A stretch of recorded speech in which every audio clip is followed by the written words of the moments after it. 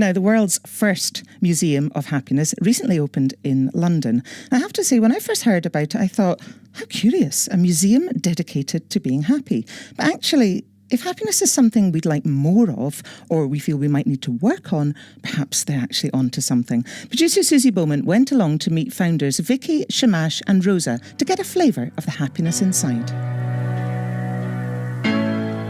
So the Museum of Happiness is a not-for-profit organisation, and we create spaces that explore the science and art of happiness in playful ways. So we've got a permanent space here in Camden where we've got exhibitions around the science of happiness, and then we do workshops. So we do things that science says if you do this, you will feel happier. So mindfulness yoga, art therapy, dance, singing, all sorts of things. And it's about kind of nurturing a community.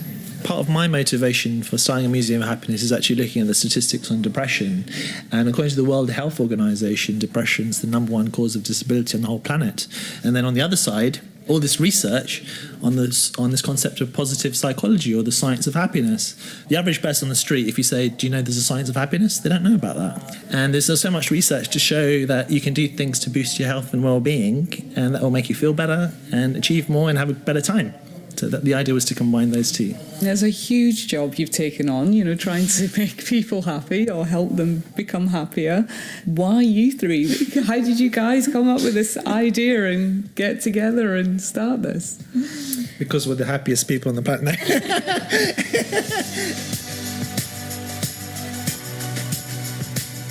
I think we've all had the realisation actually that happiness is a skill that can be learnt, and we've learnt it firsthand actually. Me and Rosa met because we used to work for a youth charity, and we were really, really struck by the levels of unhappiness in young people, and we also became quite burnt out in this job trying to support all these unhappy young people because we didn't have the tools or the skills to be able to manage it. So I think we had this realisation that happiness is a skill that could be learned, and then we felt really passionately about sharing that. Shamash had a similar story around kind of a lack of meaning and purpose. If one person can learn it, everybody can learn it. So we feel really passionately to share these tools. For anybody who might be listening to this and they'll go, oh, it's all very well, sounds a bit new agey, a bit hippie. How would you respond to that? So my specialism is mindfulness, so let's take that as a concept. And there's been 30 years or maybe even more scientific research to show the positive impacts of mindfulness on the brain. But the evidence is so good that they've compared it to antidepressants and counselling, and they found it more powerful. So it's on the National Health Service, mindfulness-based cognitive therapy. We've got a Mindful Nation report in the UK, the first country in the world to talk about mindfulness in schools, prisons, hospitals, and in society as a whole. And so this is not kind of a hippy-dippy, airy-fairy stuff. In fact, we've consciously made the decision to try and start with things which are evidence-based, but then make it fun and playful and accessible for people. So that's the whole idea. One of our participants here yesterday, who's done a few of our trainings, she came in and she said, I'm not into all this fluffy stuff, but I have to say it does work.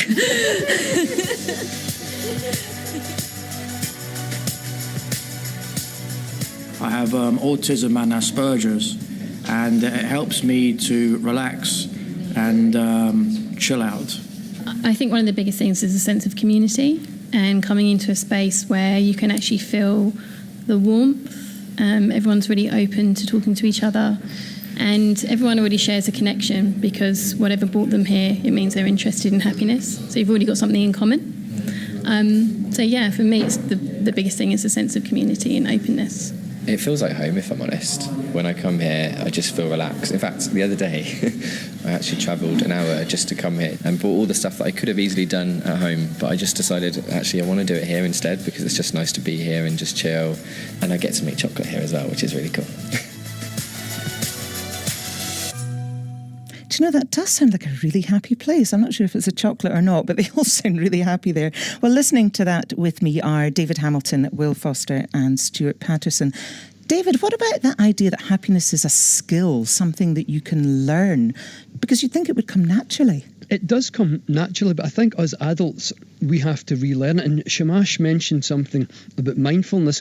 The practice of mindfulness is basically as simple as you become mindful of the fact that you're breathing. But what that actually does is if you keep doing it, literally just become mindful of the fact that you're breathing, it actually causes the front part of the brain above the eyes to grow like a muscle. The phenomena is called neuroplasticity. So here you have something you're doing with your mind, and it's like building a muscle, just like going to the gym and working out your arm or something, or your legs. And that part of the brain is actually associated with happiness. So what you find is things like mindfulness can actually cause a physical change in the brain that can make us a wee bit happier.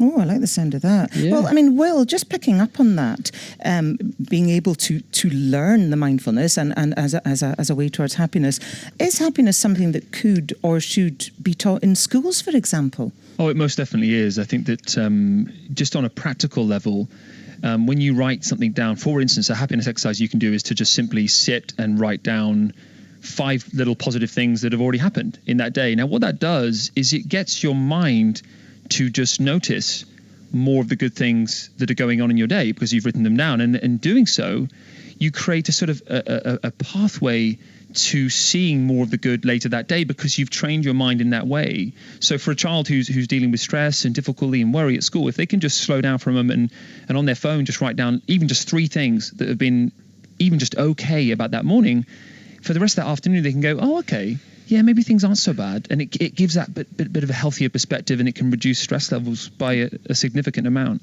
But I'm also thinking, well, taking that to the next conclusion then, presumably not just in schools but in the workplace. I mean, that's something that we could all do. It very much is. And I think if the workplace, if managers could get people to sit down and just for a few moments just reflect on things that they've either learned or things they found positive or even just things that have been challenging, it gives people an opportunity to express themselves, to get to know themselves, to get to know one another. I think it's very, very powerful when we as humans get together. I think this is the most age-old wisdom there is of humans sitting together, one another, and sharing in thoughts and feelings. It's what creates that sense of community and that deeper, richer meaning to just work. Because for a lot of people, they just go to work, it's just work. But if there can be this sense of like, okay, you know what, people have got my back, there are people who are willing to listen, actually it's a place I'm going to go to actually learn about myself, about life, it becomes much richer and people can feel a hell of a lot happier for it as well. Well, talking about life, I mean, Stuart, as a poet, I guess you're an observer of life and people. I mean, who are the happiest people you've encountered? Probably children, as David said earlier. I'd just also like to say to David that try as I might, I could not find a rhyme for neuroplasticity, so or indeed mindfulness. I'm going to be disappointed on that score. That's your next challenge then, get that into a poem. Indeed is a challenge. I think children definitely, I mean, it's interesting, you know, that one of the sort of subsets of the Museum of Happiness is creativity. And I do quite a lot of work in schools and with young people, and you know, at first they're a bit kind of shy about being creative, but once they get into it and get into the flow of sort of you know, expressing themselves, they tend to find that a sense of achievement and contentment and actually coming out with things, and of course that leads to happiness and pride in what they've done. So I suppose in a way, when I go and work with young people, part of my aim is indeed to make them happy with themselves, more happy with how they can express themselves, and hopefully that can carry over into their lives in general. Well, thank you for that. Stay with us, guys. Still to come.